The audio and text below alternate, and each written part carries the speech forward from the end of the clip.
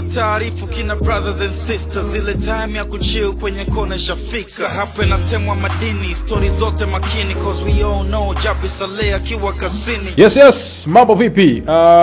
Mimi naitwa Jabir Saleh Kuvichaka au vipi bwana? Wengi tumezoea jina la Kibonge Tozi, siku hizi watu wananiita Kuvi Misuti. Leo nina furaha sana ya kukukaribisha kwenye podcast mpya kabisa kwa mara ya kwanza ambayo inaitwa Hip Hop Corner.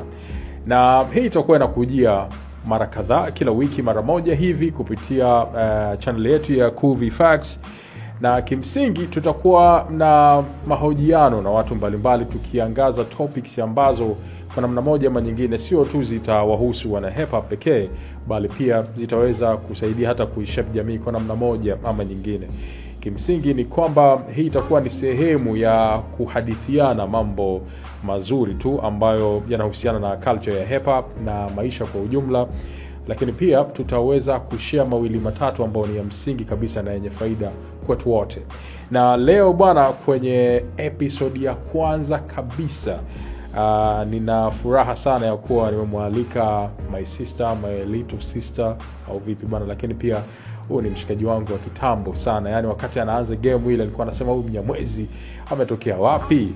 Tulifanya interviews kadhaa miaka kadhaa huko nyuma, na mara ya mwisho nilizungumza naye kama miaka 5 sijui iliyopita, sijui 4 sijui hivi, lakini imepita miaka mingi.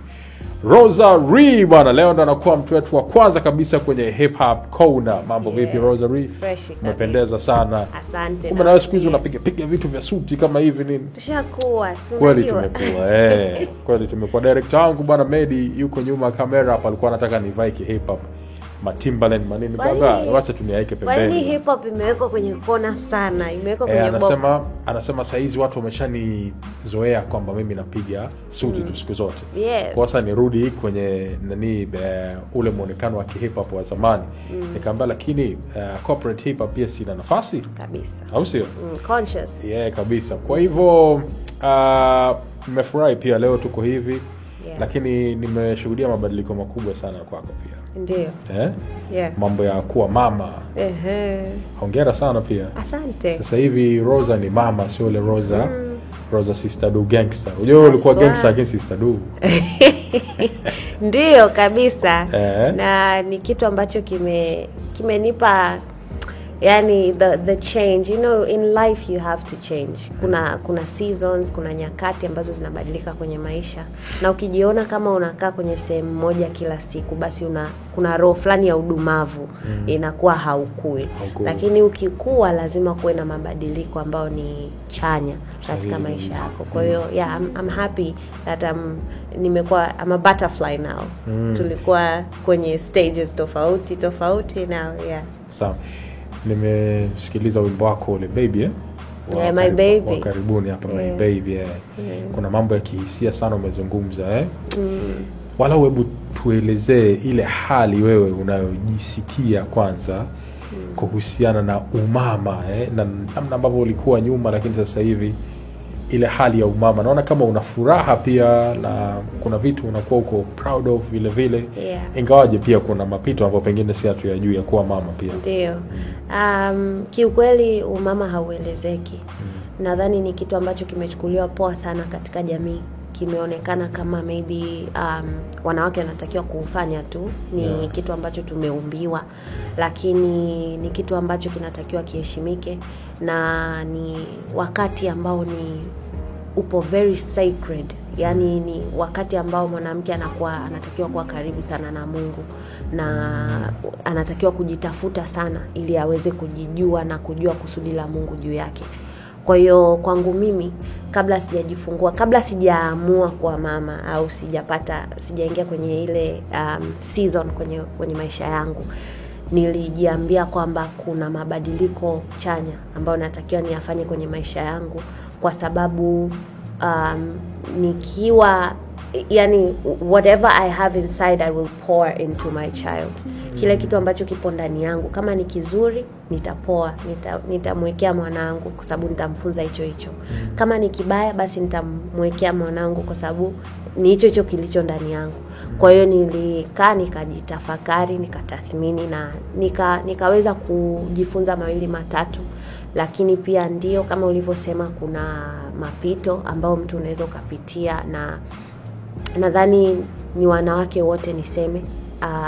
Najua wanasayansi watasema asilimia kubwa ya wanawake, lakini wanawake wote wakishajifungua wakiwa katika ile hali ya kwenda kwa akina mama, basi kuna kitu tunapitia kinaitwa postpartum depression, ambacho ni kitu ni mabadiliko katika hali ya afya ya akili ambayo yana affect wanawake wengi sana.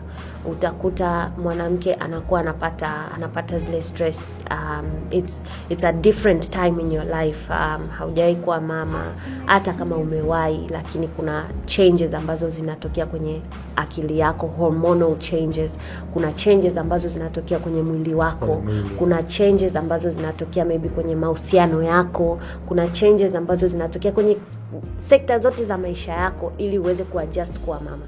Na because it's not something unaweza ukaketishwa chini ukaambiwa here is the manual, ukapewa kitabu ukaambiwa hivi ndio unavyotakiwa kufanya. It's all unexpected changes, we're learning on the job, but at the same time kuna huyo mtoto ambaye anakutegemea, inabidi kama ni kumfeed mnyonyeshe kwa huo mwili ambao unajaribu kuuelewa. Kama ni unajaribu kulala usiku inabidi ushtuke, kwa hiyo kuna stress nyingi ambazo mwanamke anapitia kwenye ule wakati. At the same time mwili wako unajaribu kupona, kwa sababu ni kama yani mzazi ni mgonjwa. Kwa hiyo mwili wako unajaribu kupona, at the same time mwenzako labda hana msaada au amekuacha. Kwa hiyo unafikiria hali yako ya kiuchumi, unajua unafikiria, yani ni vitu vingi. Kwangu mimi pia nilivyopitia ile hali nikawaambia watu kiukweli, guys, I feel like I'm not fine, watu wengi wakasema kama nimelogwa au wasanii tumeshawazoea wanatumia madawa bwana au ni makiki. Kwa hiyo kuna vitu vingi ambavyo yes mtu unaweza ukawa unavipitia, lakini it's all stepping stones za kuweza kutujenga na kutufanya tuwe bora zaidi katika maisha. Pole sana na hongera pia, maana umezungumza maneno ambayo hata mimi mwenyewe nayahisi, yani kama napitia mimi. Moja stress ambayo nakumbuka kama ilikuwa inakusumbua pia mabadiliko ya kimwili. Honestly mimi niseme tu kweli, mabadiliko ya kimwili ni kitu ambacho nilipitia na nilibadilika sana. Yani nilikuwa mtu kama very different, huwezi kusema kama ni mimi. Mpaka dada zangu wananiambia wewe ujauzito wako ulikaa usoni. Kwa sababu kwenye mwili yani hata tumbo alikuwa kubwa sana, lakini usoni pale yani nilikuwa mtu tofauti. Lakini pamoja na kazi yangu, as an artist I am the institution. Mimi ndio ofisi. Kwa hiyo kama ni photo shoots nini nilikuwa sifanyi, au video shoots au nini, kwa hiyo kwa sababu you'll be like no that ain't Rosary. Nikienda kuperform wataona mbona tumeletewa huyu Boshen.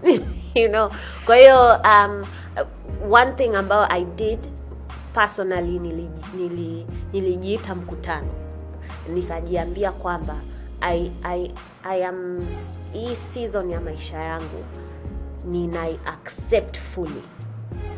Now whatever comes, whatever happens, I want my child, I love my child, niko tayari kwa chochote ambacho kitatokea kwenye season hii. Kwa hiyo nilikuwa nishajiandaa before.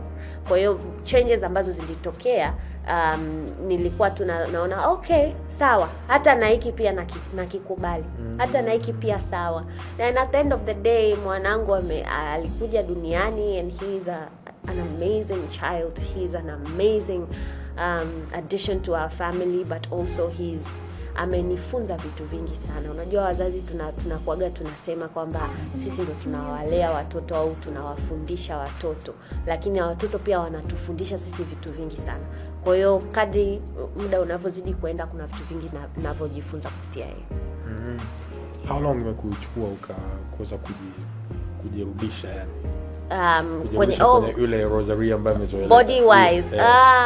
Okay, mimi kiukweli kwa sababu one thing kama as an artist I know kwamba tunakuaga tuna team, tuna managers, tuna this whole team behind us, lakini mimi huwa nasema kwamba wewe ndio manager wako wa kwanza.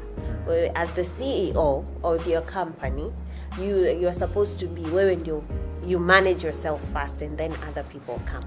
Kwa hiyo mimi mwanangu akiwa na wiki 3 I was at the gym. Bwana, nilikuwa naenda naye gym. And I'm so happy and blessed and proud to have the support system ya familia yangu ambayo ninayo, kwa sababu nilikuwa naenda mimi na mama na mtoto wangu. Sasa gym ambayo nilikuwa naenda, kwa sababu mwanangu alikuwa ananyonya bado, alikuwa hali chakula of course 3 weeks. Tulikuwa tunaenda watatu na mamangu. Kwa hiyo nikifika nao gym kuna area ya mapumziko na waacha kwa nje. Kwa hiyo mama anaweza kaagiza maybe msosi wake nini and then akakaa naye pale. Nikitoka nyumbani tunatoka na chupa, kwa sababu nilikuwa na pump maziwa. So na waacha maybe na chupa moja ya maziwa and then naingia napiga zangu tizi. Nikimaliza kupiga tizi maybe kama kalikuwa kamelala kakiamka naitwa ameamka, maziwa yameisha yale. Naenda namnyonyesha, namwacha, narudi napiga tizi, alafu tunaondoka. Kwa hiyo I was prepared for that journey and I love where it got me eventually. Tunasema mashallah. Yeah. Na Mungu aendelee kukupa hiyo spirit hiyo, kupe na baraka zaidi, maana malezi bwana ni jambo ambalo pia linategemea sana baraka za Mwenyezi Mungu, maana yeye anaposimamia ndio mambo yanakuwa mepesi, kwa sababu sio jambo jepesi kabisa. Okay, sawa. Turudi kwenye mambo yetu bwana. Niliona andiko lako moja ulikuwa unazungumzia kutoweka kwa kama kutoweka kwa ujumbe conscious, ujumbe makini. Na ilikuwa umeweka pale baadhi ya MCs, rappers, umewaambatanisha pale Professor J, Manefei alikuwepo pale, Chidi Benz, na Fid Q pia. Yes. Yeah. Na Joe Makini, yes. Na ilikuwa ni kama vile unaona culture sasa hivi imekosa hivyo vitu muhimu. Consciousness imepotea, na ukawa unazungumza kwamba zamani ndio ilikuwa ndo sifa kubwa kabisa ambayo ipo.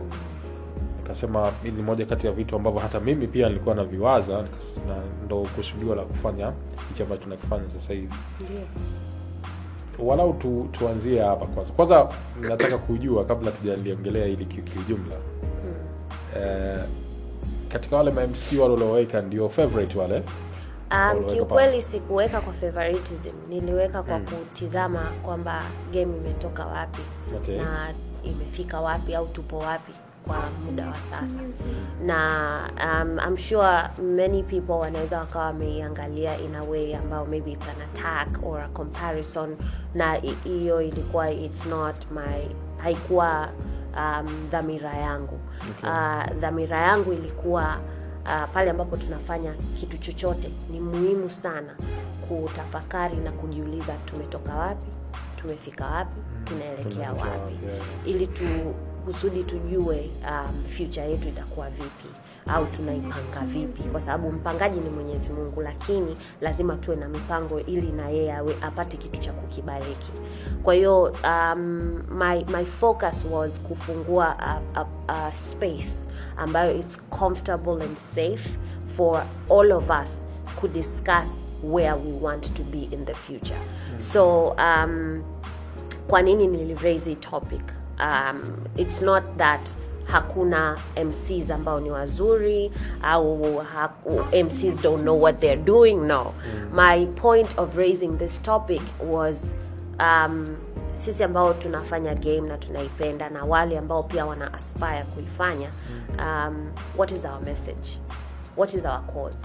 Because one thing ambao najua about hip hop ni kwamba hip hop always has to have a cause.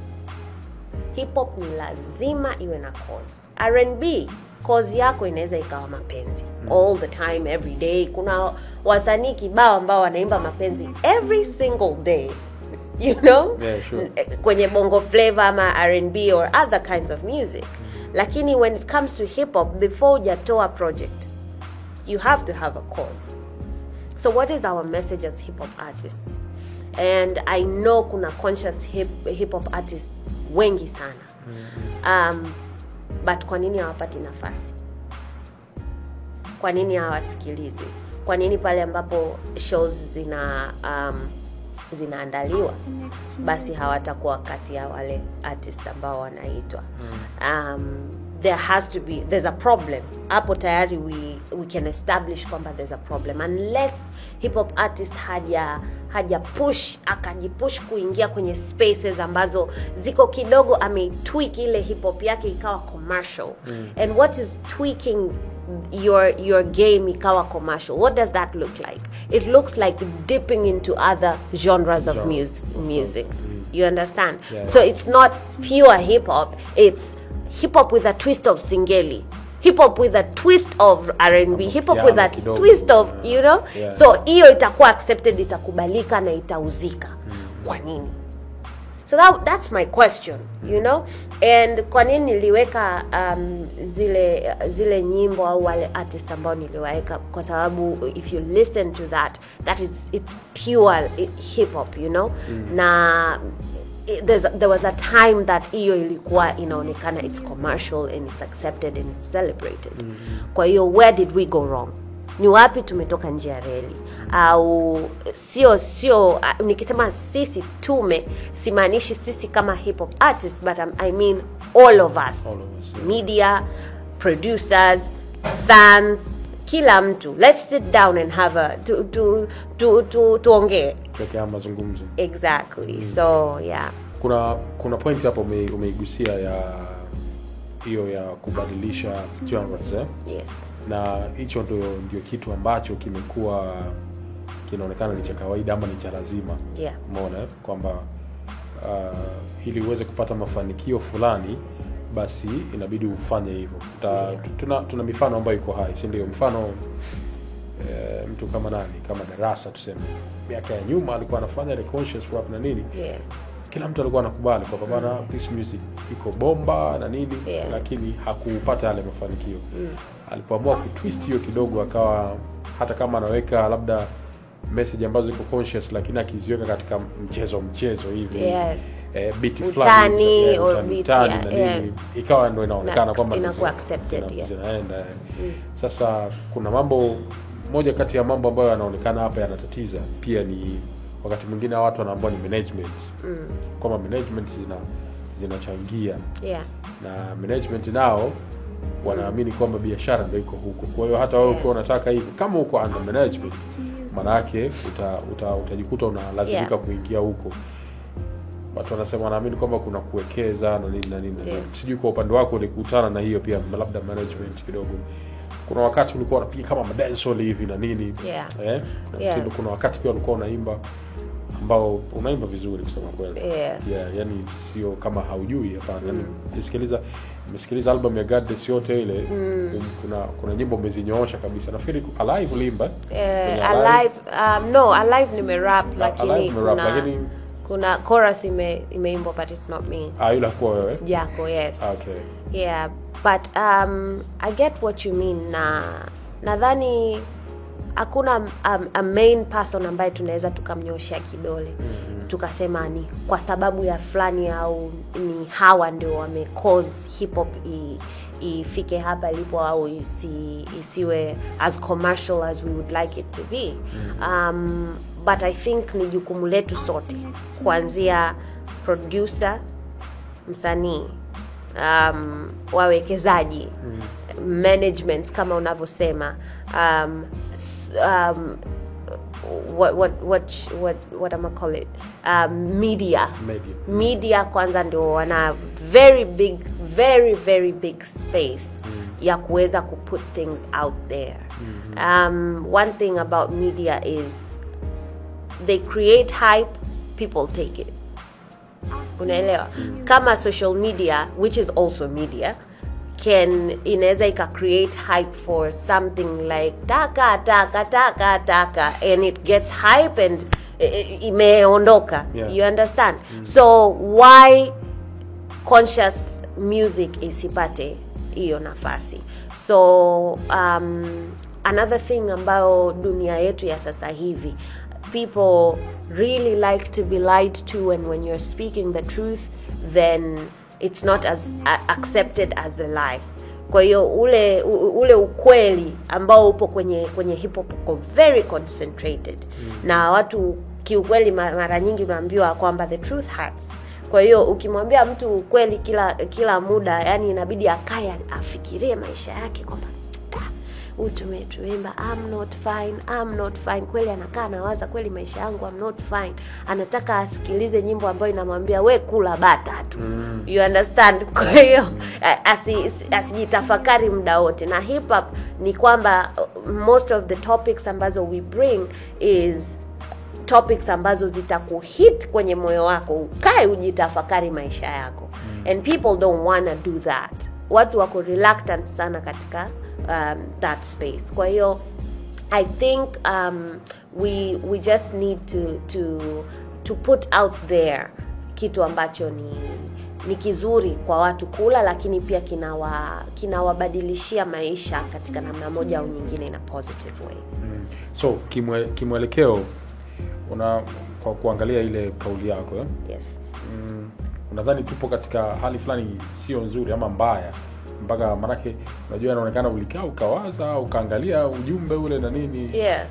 Maybe content ambazo zimekuwa zinatolewa sasa hivi, labda tupo kwenye hali mbaya sana katikati, ama siwezi nikasema tupo kwenye hali mbaya, because we're breathing, we have a chance, we have voices, we have platforms, tuna nafasi ya kuweza kufanya jambo. Ukiwa kwenye sehemu mbaya, hali mbaya ni sehemu ambayo you cannot do anything. Yeah. But because we have a chance to do something, basi tuko kwenye hali nzuri. Okay. We just need to know where we are, and we're not in a bad place kama tunaweza tukashikana mikono. Kwa sababu mimi nikisema mimi as the artist peke yangu nije nikafanya hayo mabadiliko ambayo yatafanya hip hop au the truth in hip hop or the consciousness in hip hop iwe accepted in the level that I would wish iwe accepted, kwa peke yangu siwezi. O kwa artist peke yake, au yule artist ambaye anaanza, imagine if I'm saying that na nina platform, at least yule ambaye anaanza ana nafasi ipi? You understand? So I need I need my producer, I need you as the media, I need the fan, I need tunahitajiana. Kwa hiyo hatuwezi tukasema kwamba no, you do it, you're the artist or you're the producer or you're the, kwa hiyo we need each other. So if I create music ambayo ni conscious, if I create leo nyimbo kama Blueprint, that's one of the most conscious songs ambazo nimewahi kufanya.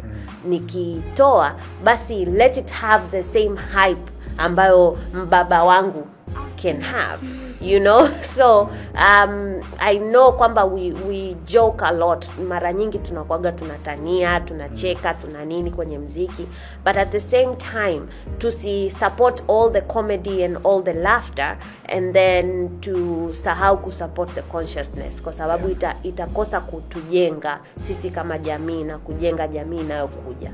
Yeah. I remember Blueprint na Saturn zile ndo nilikuwa na I'm not sorry. There's Alive pia is very kuna moja conscious. nilishikilia bango sana, ni Blueprint ama Saturn moja wapo hapo.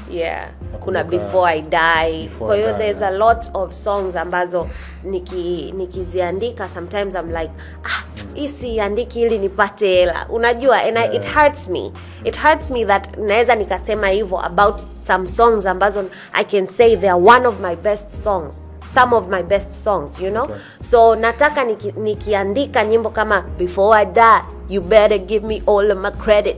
I want to know that this is something that it will pour into the next generation, and it will also give me success. All right. Yes.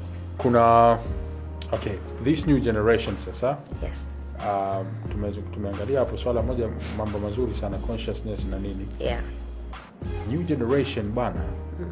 Kuna namna wanatumia strong languages. Yes. Ndio wewe kuna kipindi ulitokea huko track yako ya kwanza ile kidogo ilikuwa iko ina strong language na baadhi ya zile za kwanza ila baadaye ukaanza kubadilika ndio mpaka tukafikia hapo mambo blueprint ya hizo Satan hizo ndio Before I Die na nyinginezo si ndio kuna namna hapo kuna kitu kilipita hapo mpaka ukaamua kufanya hizo nikiangalia new generation ambayo kimsingi kulinganisha nao ambao uliwatolea mifano pale hii new generation ina exposure sana wanajua vitu vingi sana ambavyo mabro wale kule nyuma hawakupata nafasi ya kuvijua ni kama vile sasa hii exposure na nini ni kama sasa imewavuruga badala ya kuwaongezea umakini kuliko wale ambao walitangulia mimi nakumbuka nimeshawahi kufanya vipindi na baadhi ya artists kwa mfano Daznundas wale kina Feruz ndio nikao Feruz alikuwa aliniambia wakati anaandika zile nyimbo kama Bossi sijui na nyinginezo zile Kamanda wakati wakiwa kwenye nini ndio kwanza walikuwa form 4 kijaribu kuvuta picha kijana wa form 4 kuandika vitu vizito kama vile inakuwa kidogo haingia akilini unaona kwamba jamaa walikuwa wanaandika vitu vizito sana juzi nilizungumza na dadangu Jide pia 19 years ndo aliandika ile album yake ya Machozi ambayo kuna vitu vingi ambavyo ni vizito yani kwa mtu wa that age kuviandika sasa ukitofauti ni kwamba hii generation hii si wadisi lakini wao wamekuwa wanatumia sasa strong languages more yani kuna nyimbo zimetoka hapa katikati unajiuliza mbona sasa jamaa wanatukana na tunahitaji kitu cha aina hiyo kwamba tuwafanye watu pia wavutike waelimike pia katika hiyo burudani ambayo inakutolewa sijui unaletazamaje na namna labda wewe mwenyewe mpaka kufikia maamuzi ya kutoka kule kwenye hizo kuswitch mpaka sasa hivi kwa unaandika vitu tofauti kabisa nadhani kuna moments in life where you unajionaga yani kama unajua kila kitu lakini pia kuna hisia ambazo wote we get or we're susceptible kuzipata yani sometime ukiwa una hasira haushauriki au kuna umri ambao hutaki ushauri kwa hiyo I understand when you say kuna time ambao you can get hisia fulani na unataka kuziget out there ukaona mimi sijali hata na yes imewahi kunitokea na my very first song ilikuwa very very raw sione hata kwenye YouTube ufuta ni upo kwenye YouTube lakini upo remix the other one ilikuwepo lakini my previous management ndio walifuta haikuwepo kwenye account yangu kwa hiyo basically nadhani you get to a point kama mimi nilikuwa nina hasira sana kwa sababu watu walikuwa wananiambia siwezi kufanya muziki wa hip hop kwa sababu mimi ni mwanamke. Kwa wananiambia wewe mtoto wa kike, wewe mtoto wa kike, you can't do this music sijui na nini. But fast forward now 9 years later when you speak about hip hop you cannot stop speaking about the name Rosary. You understand? So besides kuweza kufanya hivyo vitu vyote na kufika hapa, I was told I couldn't get a seat at the table. Sikupewa seat kwenye hiyo meza ya hip hop. Ilibidi nitengeneze meza yangu na ku retaliate. Na retaliations zenyewe ndio hivyo zinaonekanaga kama you know? Wow. So mimi nachoweza kusema ni kwamba when it comes to sasa hivi kuna utandawazi, kuna social media, kuna vitu vingi ambavyo vipo kwenye mambo ya utandawazi na kuna vitu vimeonekana ni ujanja lakini sio ujanja. Na kiukweli especially when it comes to hivyo matusi au hata mambo za maybe mambo za miadarati, you know, watu wanavuta mavitu nini, hivyo vitu vimeonekana kama ni ujanja lakini sio ujanja, vinaharibu zaidi ya kutengeneza. So tuwe makini sana na what content we put out, because itaishi na wewe forever, na itaishi zaidi ya labda hata ukiwa haupo duniani hapa itaendelea kuwepo. Ndio kama kina Bob Marley hawapo lakini tunasikiliza nyimbo zao, kina Tupac hawapo lakini tunasikiliza nyimbo zao. Kwa hiyo tuwe makini sana with the content that we put out, na tuwe be sure of what is your message. Whatever message you live by, hakikisha hiyo ndio you make music around. Usijikute kama unatoa message za muda mfupi au za muda huo, kama ni message za hasira will not last forever. Message ya sadness, maybe sadness unataka uplift watu ambao wanapitia hicho kitu presently. So be careful pia how you put that out. It's important. All right. Yeah. Sawa. Kwa hiyo kimsingi ni kama vile unawaambia kwamba sisi tushapitia huko, tushafanya ni vitu vingi, hata watoto wetu hao tunawaambiaga. Unajua mimi nao ndugu zangu wana watoto wakubwa, ukiwaangalia nawatizamaga hivi, nawaambia wewe usione kama tujapita huko, tushavifanya hivyo vitu. You know, so you do those things and then eventually you're like, oh, ukijirudi you're like so you tell them kwamba we know what that is like, lakini pia learn from our mistakes. Okay. Kwa sababu we are not perfect. Hakuna mtu ambaye amekamilika. We are all learning on the job. Maisha yetu tumepata maisha moja, so we are all learning on the job. So kama unaweza ukajifunza kutokana na mistakes za wenzako instead of we kuzipitia, basi learn from other people. Turudi kwenye Goddess, before I die. Nini ambacho ulikuwa unataka kukiaddress? Maana kulikuwa kuna maneno mengi, before I die, show me you love me na nini. Yes. Kuna vitu vingi sana. Alafu ulikuwa unavisisitiza.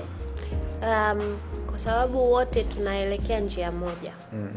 Na sometime kwenye maisha tunakuwa tuko busy sana, tunafikiria vitu vya sasa nini, lakini ni vizuri pia vyema kufikiria what's beyond this life. Sometimes you don't sit and you think, okay, nikiweka vitu vyote pembeni, what is beyond this life? Na ndio hicho kitu ambacho nilikuwa nakiwaza nikiandika ule wimbo. Nikitoweka kwenye haya maisha sasa hivi au hii dunia, what will happen? Kuna watu ambao watajitokeza wengi sana, watakuwa nalia sana. Alikuwa mtu mzuri sana. Sijui nini. But they didn't call me. Hawakunipigia wakati nina uhai wakaniambia kwamba asante, we appreciate you or nini, you know. Kwa hiyo najua nafahamu ni kitu ambacho watu wengi wanakuaga wanajiuliza, lakini Before I Die ni track ambayo iko very close to my heart, kwa sababu natamani kweli kuwa appreciated sasa hivi. Okay. I'm sure when Tupac was alive, he wasn't as appreciated as after amepass. Mpaka leo watu wanamu-appreciate, lakini kuna watu walikuwa hasikiliza hata nyimbo zake akiwa alive. Okay. You know? Kwa hiyo that's the point of Before I Die. Kabla sijafa, niletea hayo maua, usisubirie kuyaweka kwenye grave yangu, kwa sababu nitawezaje kuyaona? Sitaweza kuya-appreciate, sitasikia smell yake, you know. Kwa hiyo kitu ambacho utakifanya baada ya mimi kutoweka kwenye maisha haya ni kitu ambacho utakifanya kwa ajili yako, hautakifanya kwa ajili yangu. Okay. You will do it for your own ego, or for your own ile guilt ya I wish ningemfanyia akiwa alive, but for now okay, ngoja nimfanyie tu sasa hivi, ngoja nitoe hiyo rambi au ngoja nimwekee hayo maua, you know. Sipo tena. Sikiliza nyimbo zangu sasa hivi, stream my music, let me enjoy the benefits of my work, let me feed Jay and take him to school. Na hiyo benefit ya wewe kunisupport sasa hivi kwenye muziki wangu nikiwepo. Usisubirie mpaka nimeondoka alafu ndo unasema nilikuwa namkubali sana yule dada. You are fake. Kwenye I'm Not My Face pia kulikuwa kuna maneno mengi tu, you underestimated me, but you don't know the real me. I hold a lot of power in my fist, Face, you better. watch me. Yes. Humu namo nini hasa kilikuwa kipo ndani yake? Mawazo ya I'm not my face ni kama tu inavyosema, mimi sio sura yangu nayoiona. Unaweza ukakutana na mimi ukasema wow, you look good, smell good, au nini, let's talk au whatever. Au ukakutana na mimi ukasema dada hapana, huyu dada ni kichaa sana, huyu dada, mimi imenitokea vyote hivyo, vimenitokea kwamba mtu ananiona anasema huyu dada yani amepinda huyu, huyu dada hivi na hivi. Lakini when you sit and talk to me, lots of people, nilikuwa yani nakuaga mtu ambaye watu wanakuwa wananiogopa sana. And then nikikaa nikiongea nao, Rosa wewe ni mtu poa sana, yani nimejifunza mengi kutoka kwako, au nini, I like our conversation. So I'm not my face ni wimbo ambao unazungumzia usimjaji mtu kwa sababu umeona appearance yake. Get to know them. Ni kama don't judge a book by its cover. Get to know them and then ndo unaweza ukazungumza, kwa sababu kuna watu utawaona ni mtu labda ni swala tano au mtu yani ni sister kabisa, lakini ukikaa ukisikiliza mambo yake utaamini. Alright. So let's not tusijaji watu kwa appearance zao, kwa sababu no one is their face.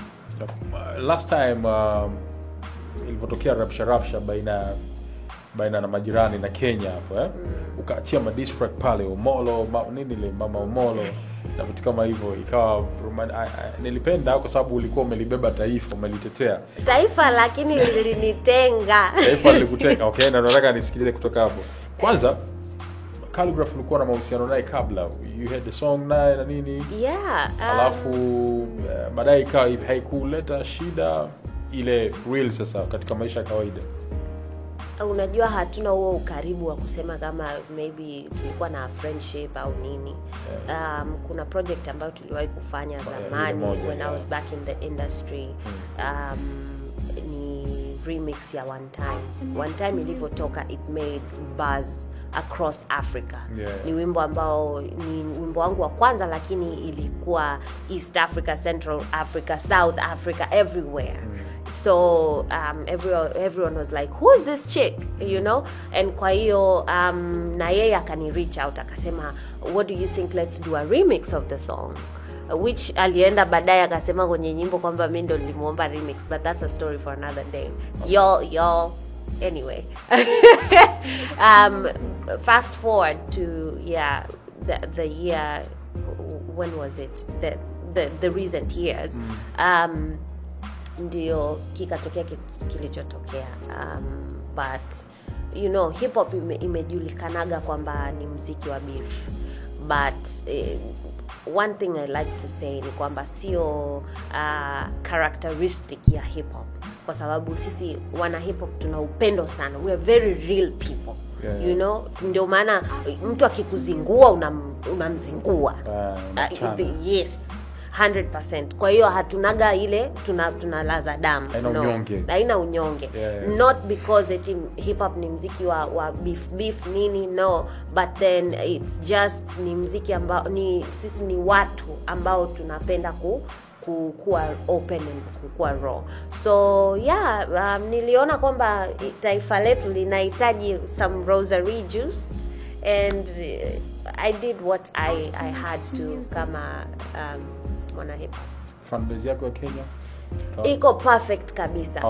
This thing, it wasn't, unajua one thing, it wasn't about Tanzania versus Kenya. It was about mwana hip hop ambaye ametoka huko akazungumza na akajibiwa na wana hip hop.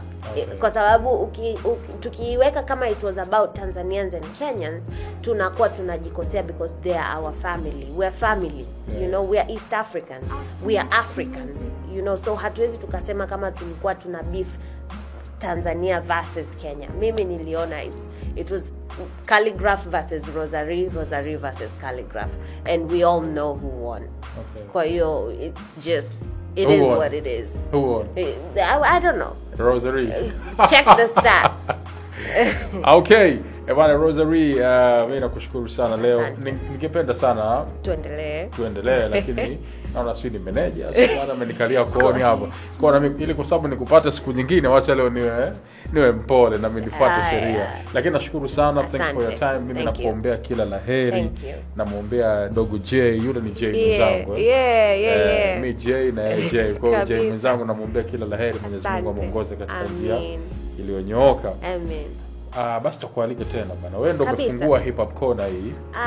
Again and again. Tutakualika tena. Ila tukikualika tena sasa. Inabidi atulie manager. Asiletee habari zake. 12 asubuhi. Basi kila laheri. Bana, tulikuwa na Rosary leo kwenye hip hop corner na episode ya kwanza kabisa. Tutamwalika tena wakati mwingine, au sio bana? Mimi ni Jabir Kuvichaka. Nachokuomba sasa wewe subscribe Yukuvi Facts, alafu dondosha comment zako hapo, na pia unaweza ukatupa ushauri ya nini ambacho ungependa kukiona ama nani mwingine ambaye ungependa kumuona na topics mbalimbali. Unaweza ukapendekeza na topic pia. One love. The Hip Hop Corner with Kuvichaka.